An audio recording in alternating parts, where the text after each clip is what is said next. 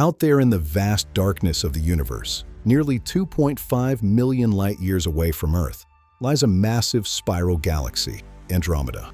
Bigger than our Milky Way, containing nearly 1 trillion stars, it is our closest galactic neighbor and our future destiny. Spanning approximately 220,000 light-years across, its majestic spiral arms are factories of star formation, burning with the light of new suns.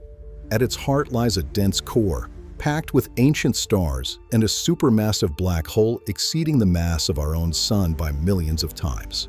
It is not alone. Andromeda commands a fleet of satellite dwarf galaxies, like M32 and M110, caught in its immense gravitational pull. While most of the universe expands away from us, Andromeda is different. It is hurtling towards the Milky Way at 110 kilometers per second. In about 4.5 billion years, our two galaxies will meet in a cosmic dance of gravity, reshaping the night sky of any world watching. This will not be a destruction, but a merger.